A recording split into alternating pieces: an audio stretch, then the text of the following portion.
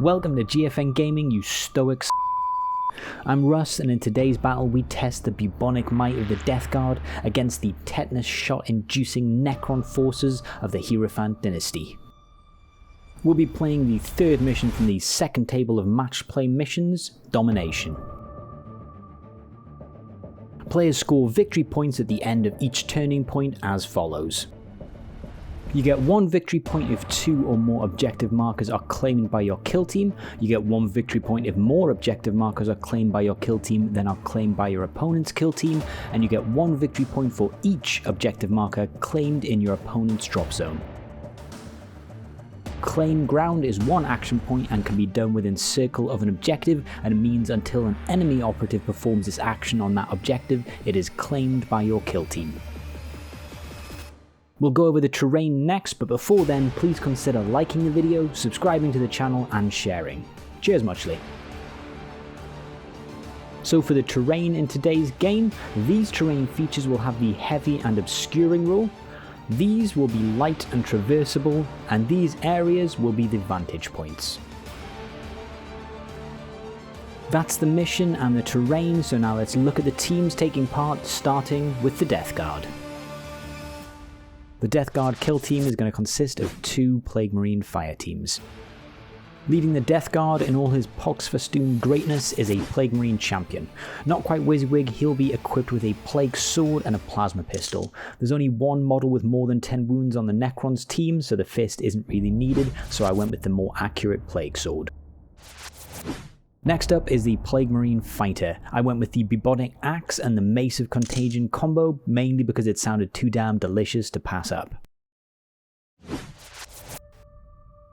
Skipping over to the next fire team for the Gunner, and I've taken a Plague Marine Gunner with Plasma Gun. Still seems like the best choice for the team at the moment in terms of firepower. Rounding off the kill team of 5 total operatives are a Plague Marine Warrior and an Icon Bearer.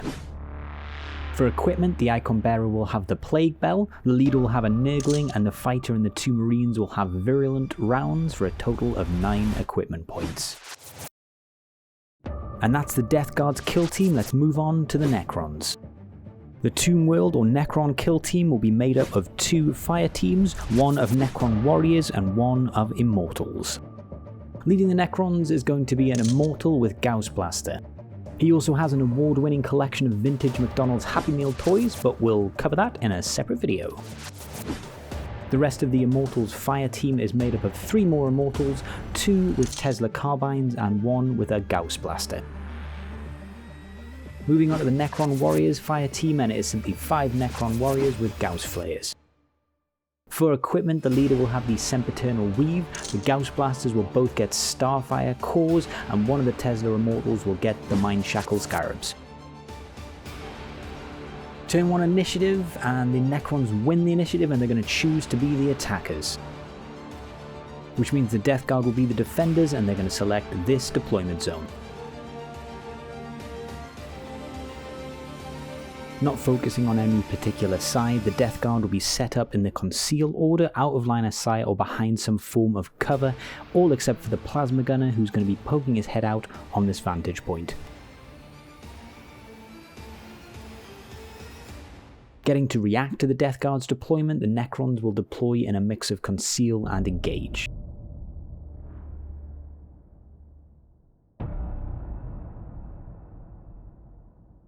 All of the operatives apart from the leader at the back and the 2 Necron Warriors on Objective 5 will be in the engage order.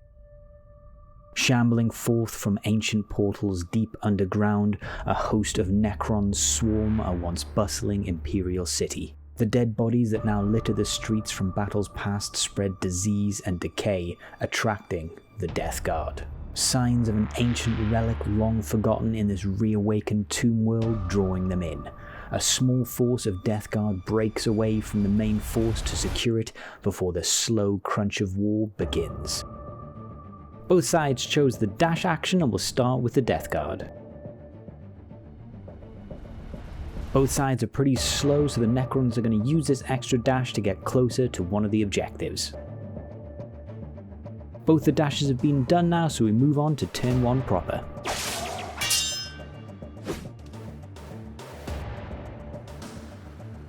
Turn 1 strategy phase, and everyone's going to get a CP.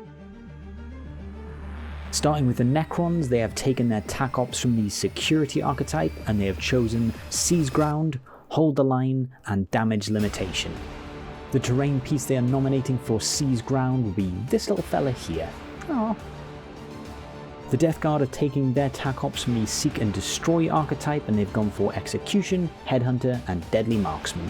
They are going to nominate their Plasma Gunner to be their marksman. And his name's not even Mark. Can you believe it? The Necrons are going to spend 1 CP for the strategic ploy Implacable March. I'm clammy. Why am I always clammy? Moving on to the firefight phase, and this Necron warrior is going to claim the objective and then shoot at the Plasma Gunner. 4 attacks with a Gauss Flare, hitting on 3s. Gets 2 hits and a crit. 3-up save, but misses 1. Going to use 1 CP for Revolting Durability to turn the crit success into a normal success. And then I'm going to use a command reroll to try and pass the save, which is obviously the wrong order to do it in, but I failed anyway. So that's 3 damage, but he gets Disgustingly Resilient, and that's only 2 damage going through. Recent victim of an unprovoked Gaussing and a fully licensed Plasma Gunner will now activate and shoot at the other Necron warrior that haven't yet activated. Overcharging, so it's AP2, hitting on 3s. Does get a 1, so it's going to be 3 mortal wounds, and he fails all his Disgustingly Resilient, so those 3 go through. AP2, so we're just going to throw 1 dice at this. Gets a pass, so that'll get rid of one of the normal successes, but that's still going to be 2 crits going through.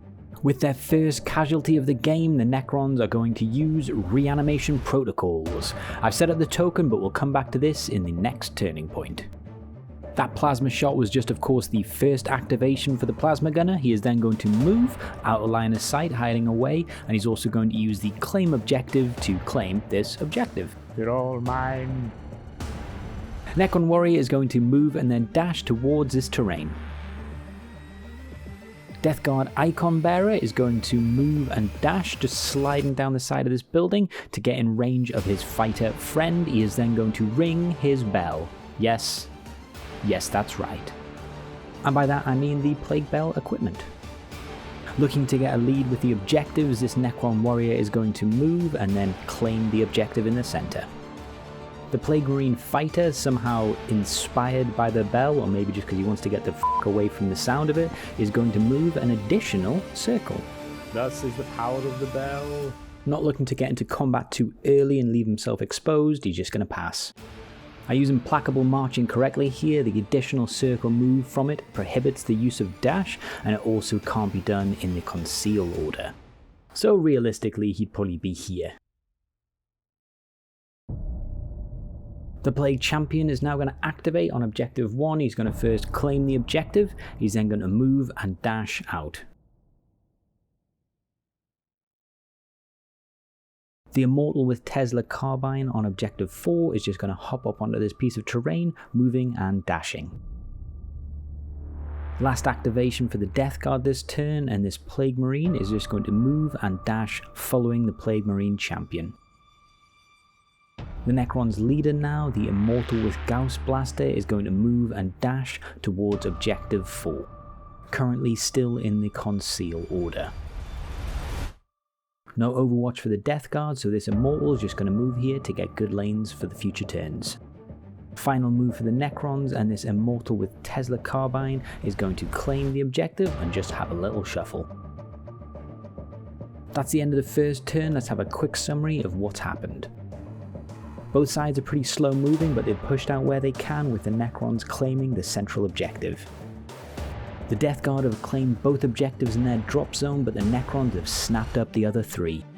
Which means at the end of the turn, the Necrons will get 2 victory points and the Death Guard will get just the 1. At the end of the turn now, and the Death Guard are going to reveal Execution. And with that done, we move on to turn 2.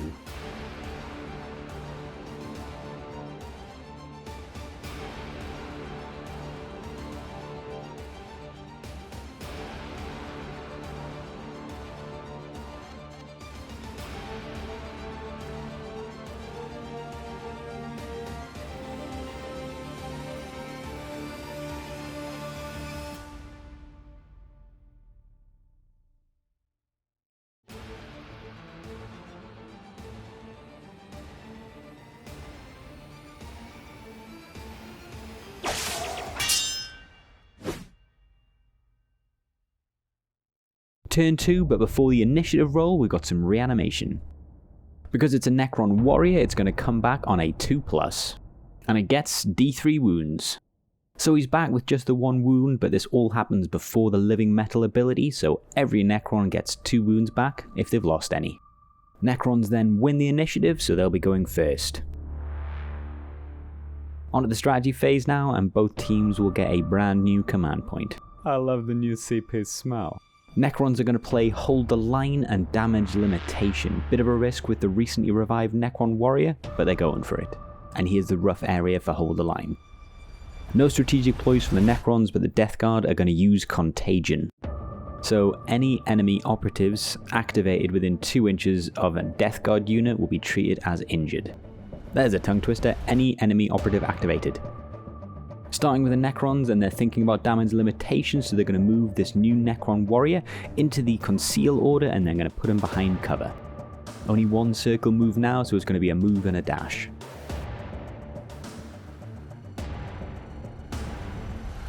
Death Guard were a bit unsure about how best to use the fighter. He's in range to charge and engage both Necron warriors, but that would give them a +1 weapon skill, and that's a bunch of attacks back. And even if he just engaged 1, at this early stage with both of the Immortals left to activate, that would be almost certainly a dead Plague Marine.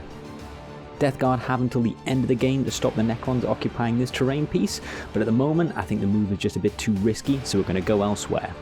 Plague Marine warrior with the Boltgun is just going to move to this barricade, and then he's going to shoot. He can see the leader, and they do have Headhunter, but with his equipment he has a 2-up save and he's only using a Boltgun, so he's going to try and deny damage limitation and go for the softer target.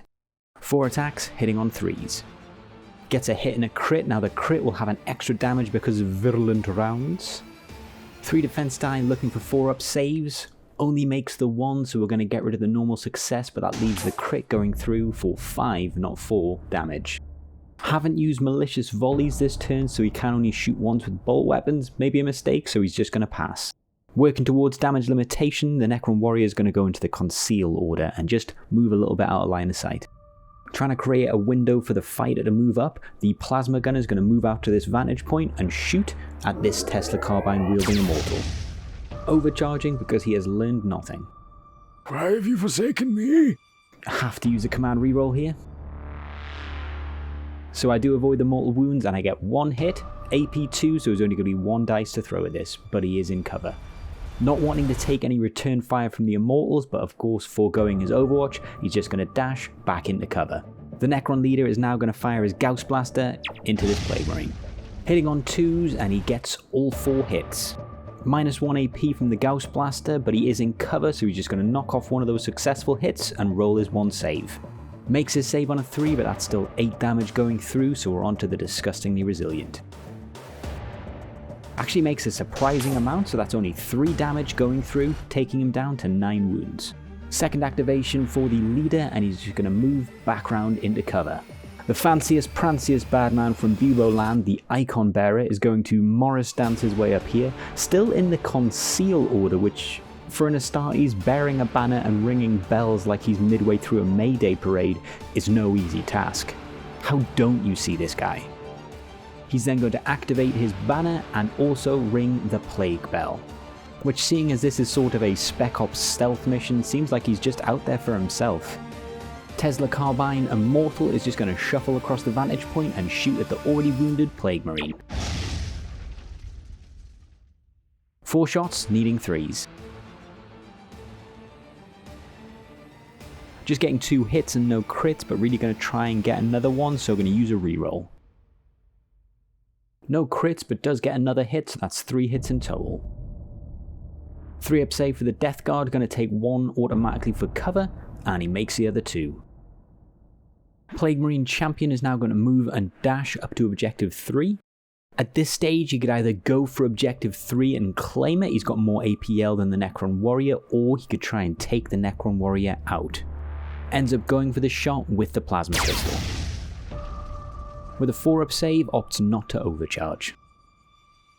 And it's a good thing he doesn't. 1 crit and 2 hits. Necron fails 1 and gets a crit on the other, so that's going to leave 2 normal successes going through for 10 damage. Bye bye Necron Warrior.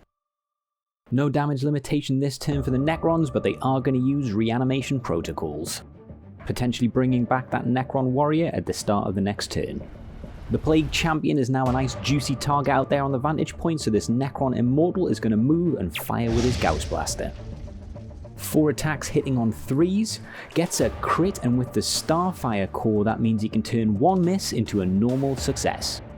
AP 1 on the Gauss Blaster, so 2 defense. Takes a cover save by mistake and rolls the remaining, getting a 6, but that still leaves 8 damage going through. First 4 disgustingly resilient. Oh, that's disgusting. Makes 2 of the last 4, but that's still 6 wounds going through. With the Gauss Blaster Immortal walking forward a little bit and the extra movement granted by the bell, the fight is going to charge into the Immortal.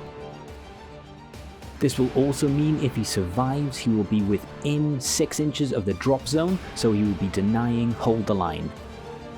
But there are still 2 Necron warriors and a Tesla carbine hanging around.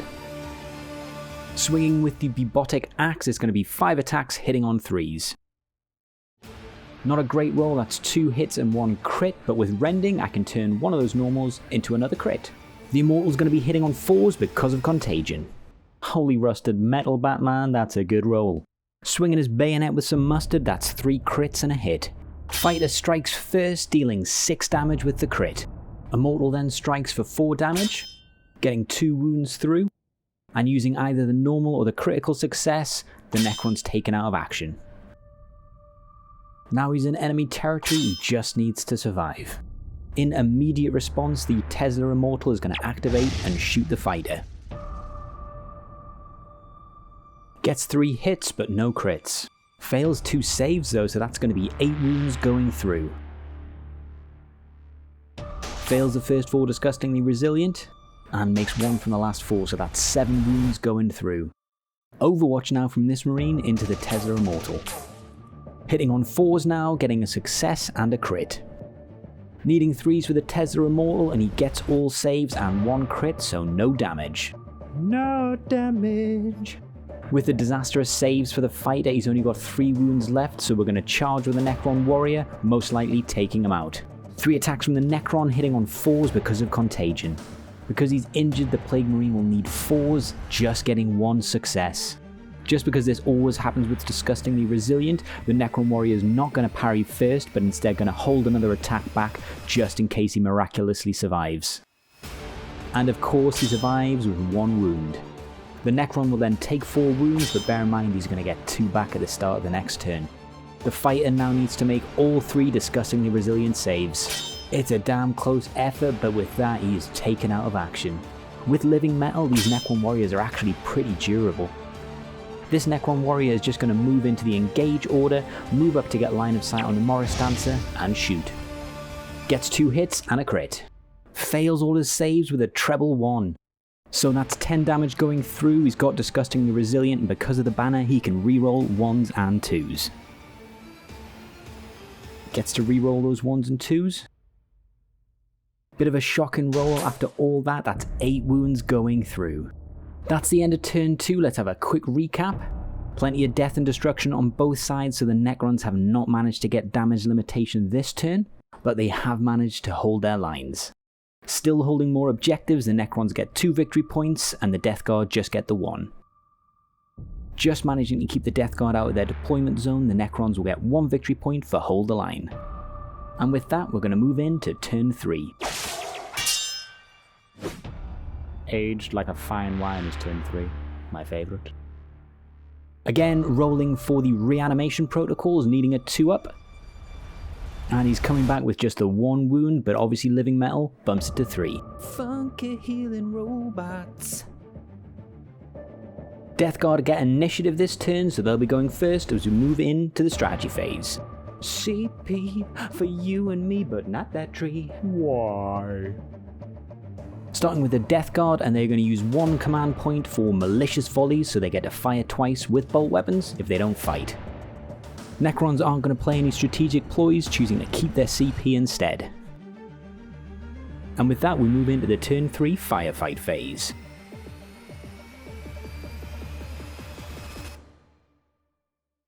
Really needing to get a kill so he can start activating Deadly Marksman, the plasma gun is going to hop out and shoot at this wounded Necron warrior. Luck's not been on their side, so they're going to choose not to supercharge. Ending up with just 2 successes, the Necron will get a cover save, so just needs to roll 1 defense die. And he does make the save, so no damage goes through. Really needs to get a kill, so he's going to stay out on the vantage point so he can overwatch. Probably should have done this later in the round so there's less fire coming back, but it's done now. Tesla Immortal is going to move here so he can get line of sight on the concealed Plague Order from his vantage point. And from his new vantage point, he's going to shoot using his Tesla Carbine into the Icon Bearer. 4 shots from the Tesla Carbine, hitting on 3s. Just 2 successes, so we're going to use a reroll. Even with a reroll, it's still just 2 hits. Takes his cover save and rolls the other 2, making 1, so no damage. Halfway through the game and they need to start racking up the points, so the Plague Marine champion is going to claim objective 3, he's then going to charge and fight the Necron warrior. He's only got 3 wounds remaining, so it should be a sure thing. Gets a hit and 2 crits with his Plague Sword, so we're not going to bother rolling, he kills the Necron warrior. Tesla Immortal is going to activate and shoot at the Plasma Gunner. Just getting the 2 hits, can't take his cover save on a vantage point, so he has to roll. And he makes all his saves, no damage. Plague Marine Warrior with Boltgun is going to fire at the Tesla Immortal on the vantage point. Not yet injured, so it's 4 shots, hitting on 3s. Gets 2 hits, so it's going to be 3 defense dice, looking for 3 ups. Gets 2 saves, so no damage, and we're just going to go straight into the second shot using Malicious Volleys. Slightly better this time, getting 3 hits. Does drop a save, so that's going to be 3 damage going through. 7 wounds remaining. Last activation, he's just going to dash forward. Necron Leader now is going to activate moving, and then he's going to fire into the Plague Marine. 4 shots hitting on 2s, getting 3 hits. AP1 on the Gauss Blaster, so this is going to be 2 dice needing 3 ups. Just gets the 1 save, so that's going to be 8 damage going through on his Disgustingly Resilient. Only makes 1, so that's 7 damage going through. Icon Bearer is going to move into the Engage order and move so he can get line of sight on both Necrons and fire. Hitting on 4s now due to his injury, and he misses them all. Not a great start, but we're going to fire again with Malicious Volleys, getting a hit and a crit. Necron takes the cover save and rolls the remaining 2 dice. Doesn't get enough to cancel out the crit, so he's going to take 5 damage because of Virulent rounds. Necron Warrior is now going to fire into the Icon Bearer, needing 4s because he's injured and gets 2. But he makes all his saves, so no damage. Onto Overwatch, and the Plasma Gun is going to fire into the same Necron Warrior. Overcharging this time. And with that, nothing goes through, needed 4s because it's Overwatch. This has got to be the worst game a Plasma Gunner's ever had. Got a chance to take out the Icon Bearer, this Necron Warrior is going to move and fire. Needing 3s, and he hits all 4 times, not a good start for the Plague Marine. Fails 2 saves, so that's going to be 9 damage going through on his Disgustingly Resilient. Just doing 6 to start, and that's enough to kill him, so we won't need the rest. The Morris Dancing Bellman is out of action. Overwatch from the Plague Marine champion now, Plasma Pistol into the Immortal. Dice haven't been with him, so they're not going to supercharge, 4 attacks hitting on 3s. All hit with 1 crit at AP1. Gets 2 critical saves, but it's not enough, that's still going to be 10 damage going through, taking him out of action. Looking to finally get rid of this Plague Marine, this Necron's going to move into the Engage order and shoot. 4 attacks hitting on 3s. Gets 2 hits and 1 crit. Does fail a save, so that leaves the crit going through for 4 damage. Makes 3 disgustingly resilient saves, clinging to life with 1 wound remaining. Overwatch back now, needing 5s though. Gets a hit and a crit. Takes the cover save and rolls the last 2, but it's not enough, so that's 5 damage going through. Just leaving him with 1 wound remaining. Final activation of the turn, and the Necron Warrior is going to move and try and take out the last wound. Healed back up, so needing 3s. Gets a crit, but he makes a save. And that's the end of turn 3, so let's have a quick look at what's happened. More death and destruction on both sides and some amazing, disgustingly resilient saves. The objective ownership has flipped, so now the Death Guard will be getting 2 victory points and the Necrons only 1. Meaning the score gap is just 2 victory points. This Plague Marine is single-handedly denying hold ground. And with that we move into the final turn, turn 4.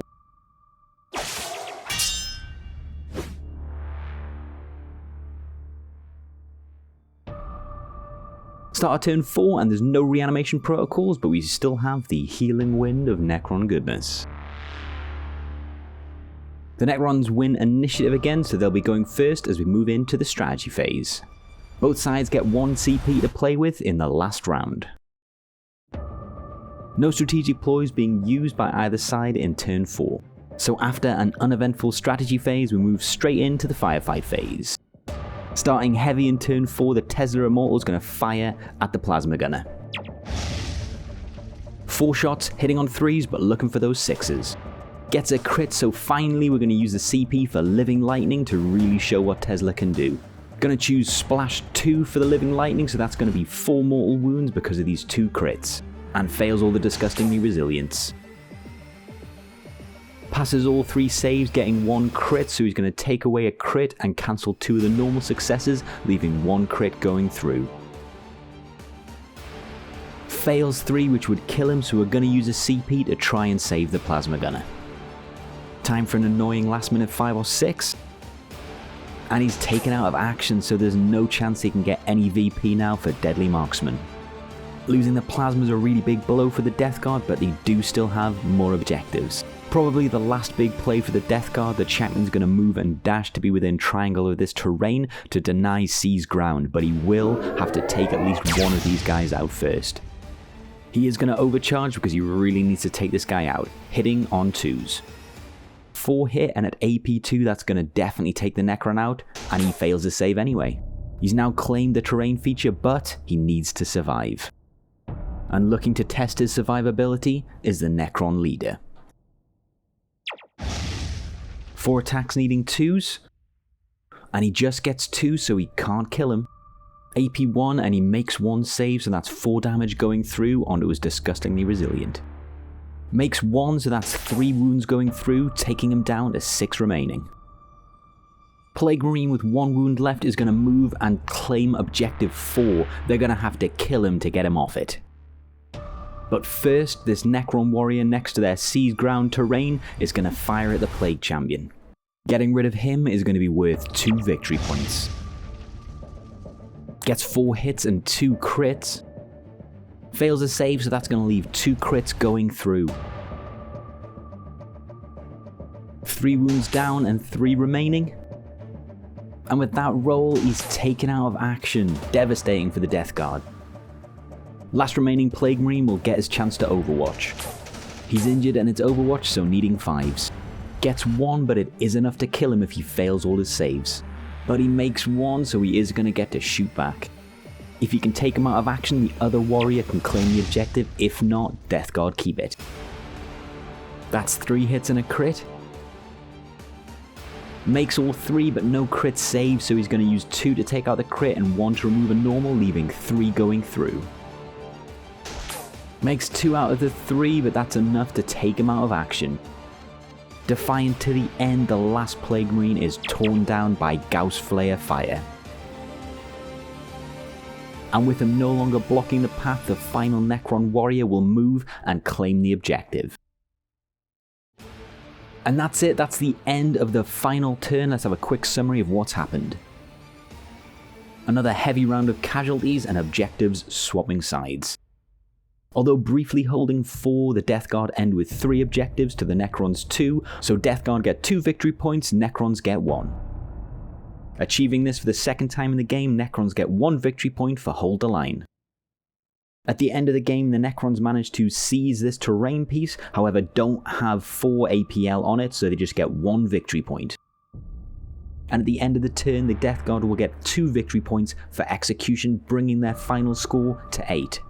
So just winning by 1 victory point, the Necrons have it. It's hard to say where the Death Guard are. I think they're probably a really good beginners team. if you're just getting into it. It's quite forgiving.